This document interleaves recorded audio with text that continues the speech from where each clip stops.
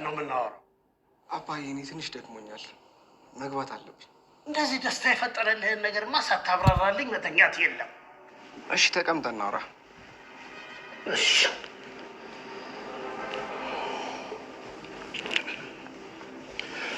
ምን ነው አልነገርከኝ? እንደ ባዳ ከሌላ ሰው ልስማ።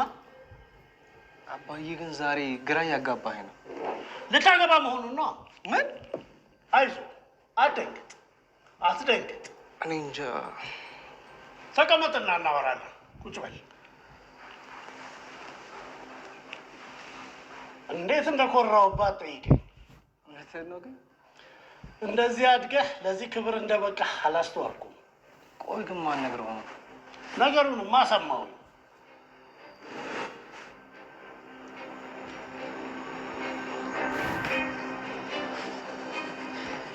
ደብሮኛል።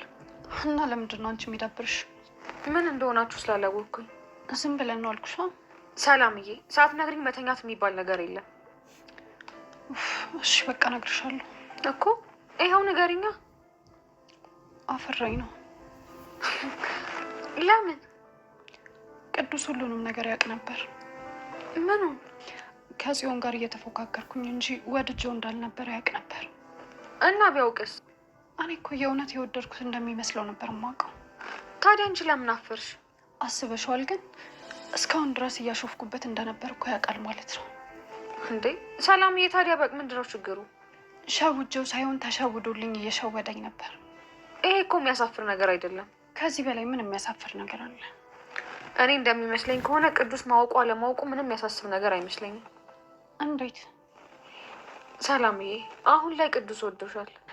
ታይ እባክሽ አትዋሽ። እውነቴን ነው። እዝራ ለመጀመሪያ ጊዜ ከአባቱ ጋር ተገናኘ። እንግዲህ ብዙ ጊዜ ያው ሁላችንም እየጠረጠርን ነበር እዝራ የአቶ በቃሉ ልጅ እንደሆነ። አሁን ግን ዛሬ በአካል ተገናኝተው አባትና ልጅ መሆኑ እንግዲህ ግልጽ አድርገውታል ማለት ነው። እንግዲህ በባለፈው ቤቲን አባቱን ስለሚፈራውና እሱ መቼም በጋብቻው ምክንያት ፈቃደኛ አይደለም ብሎ ስላሳመነ በአንቺ በኩል ሽማግሌዎችን አሰባስቢልኝና አንቺ ጨርሽልኝ የሽምግልናውን ጉዳይ ብሎ ለእሷ አማክሯት ነበር። እሷም እዝራ እንዲያገባ ስለማትፈልግና እዚሁን አጋጣሚ ልጠቀም ብላ ሄዳ ለአባቱ ነግረው ነበር። አባትየው ግን በተቃራኒው በጣም ደስ ነው ያለው። እሷ ያሰበችው አባትየው ፈቃደኛ ካልሆነ እሱ እንዲያፈርሰው ብላ ነበረ ተሮ ብላ ለሱ የነገረችው። ነገር ግን ውለታ ዋለችለትና እንዴት እንደሚያስረዳው እዝራ ግራ ገብቶት እያለ በግልጽ እንግዲህ እሷ ሄዳ ስለነገረችው ፈቃደኛ ሆኖ በጣም ደስ ብሎና ልጄ በጣም አኩርታኛል ልታገባ መሆኑን ሰምቻለሁ እና በጣም ደስ ብሎኛል ብሎ በልጁ ጋብቻ ምክንያት ደስ አለው። እሱም እኔ እንዴት እንደምነግረህ ግራ ገብቶኝ ነበርና ቤቲ ደግሞ እንድትነግራት አልነበረም የነገረች። ነገር ግን በመስማት በጣም ደስ ብሎኛል። እኔ አንተ በሶስተኛ ወገን እንድሰማው ፈልጌ አልነበረም፣ ፈርቼ ነው ፈቃደኛ አትሆንም ብዬ ስላሰብኩ ነው። ሁልጊዜ ስራህን ስራ ምናምን ስለምትለኝ በዛ ምክንያት ነው አለው። እና ዋናው ማግባት ነው፣ በማግባት ደስ ብሎኛል አለው። አባትየው በዚህ ምክንያት እንግዲህ ደስተኛ ሆኗል። በሌላ በኩል ሀኒቾ የኤልያስ መጥፋትና ሁላቸውም እየፈለጉት እንደሆነ ለሰላም ነገረቻት። ሰላም ምናምን ባክሽ የአንቺን ህይወት ለመበጥበጥና የአንቺን ትኩረት ለመሳብ ሌላ የፈጠሩት ዘዴ ነው። ስለዚህ አንቺ እነሱን ረስተሽ የራስሽን ህይወት መቀጠል አለብሽ፣ ከእዝራ ጋር መለየት የለብሽም፣ ሰበብ አትፈልጊ ምናምን ብላ መከረቻት። እሷም አይ ከዚህ በኋላ ምድር ከፍ ቢል ሰማይ ዝቅ ቢል እኔ ሀሳቤን አልቀይርም፣ ወስኛለሁ አንድ ጊዜ ከእዝራ ጋር ለመሆንና ከእሱ ጋር ሰው ነው ደስተኛም ሆነ፣ ስለዚህ ከእሱ ጋር ህይወቴን ለመቀጠል ነው ያሰብኩ ብላ እርግጠኝነቱን ነገረቻት። እሷም በጣም አሁን የእናትሽ ልጅ መሆንሽን ተረድቻለሁ እና ጎበዝ ብላ እህቷ ማበረታታቻት። ሰላሚናም ከቅዱስ ጋር ባለው የፍቅር ግንኙነታቸው ማለት እንግዲህ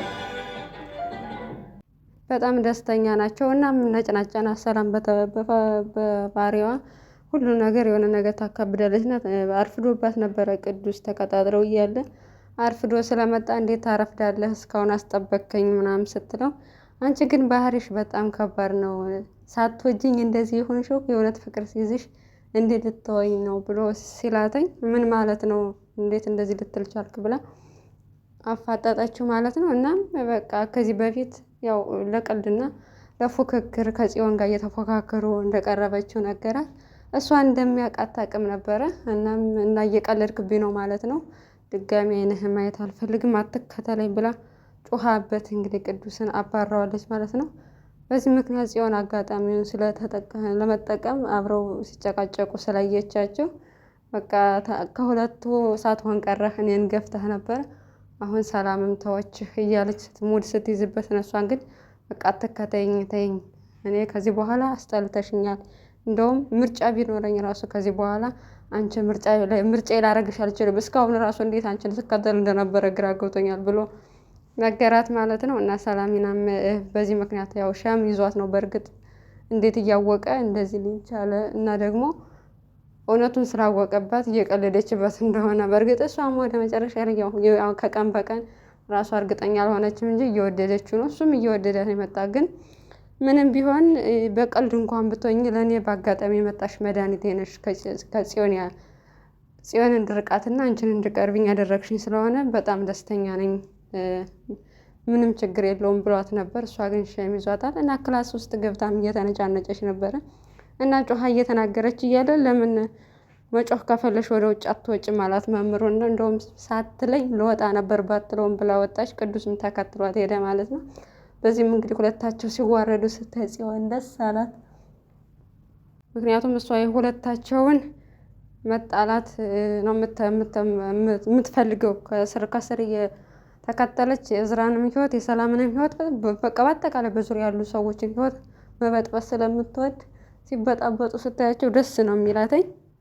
በዚህ ምክንያት እንግዲህ ጽዮን እቅዷ እህቷ ባቀደችው መሰረት ለአባትየው ተናግራ አባቱን ጋብቻውን ያቆመዋል የሚል እቅድ ስለነበራት እሱን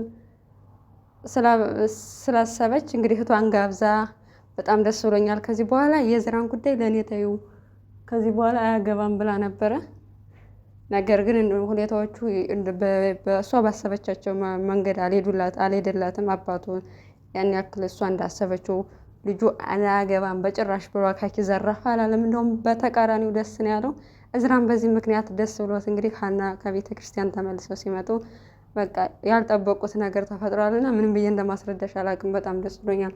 አባቴ ፈቃደኛ እንደማይሆን ነበር የገመትኩት፣ ነገር ግን ፈቃደኛ ሆኖል በጣም ደስ ብሎኛል ብሎ ነገራት ለሀኒቾ። ያው የተጠበቀና የሚደረግ ነገር ነው። ስለዚህ ተነጋግረህ አንተ ሽማግሌ በምትልክበት ቀን ንገረኝና ሽማግሌዎቹ እንቀበላቸዋለን ብለው አሁን እንግዲህ ጫፍ ላይ እየደረሰ ይመስላል። የእዝራና የሀኒ ጋብቻ እንግዲህ በፋሲካ ነው የሚጠየቀው።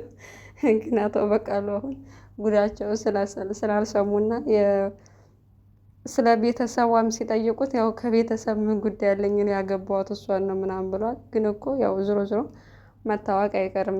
ግን እንደዚህ ብሎ ነገር የለም። በነገራችሁ ላይ ይሄም እሷን ነው ማገባት ነው ከቤተሰቦቿ ምን አለኝ ብሎ ነገር የለም። ሲጀመር ሰው ሲጋባ እኮ ቤተሰቡም አብሮ እንደላይ የሚጣመረው። ስለዚህ በአንድም በሌላም በኩል ተጽዕኖ ስለሚያሳድረው አመጣጡን ስር መሰረቱ የተተከለበትን ስር መሰረት ማወቅ ተገቢ ነው።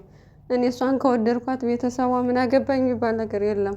በጣም ከባድ ተጽዕኖ አሁን ጊዜያዊ ፍቅር እንደዚህ ፍቅር ላይ ስለሆኑ ላይታወቃቸው ይችላል። ግን በኋላ ላይ ግን በጣም ከባድ ተጽዕኖ ስለሚያሳድር ከስር መሰረቱ እያጠሩ ቢሄዱ ጥሩ ነው።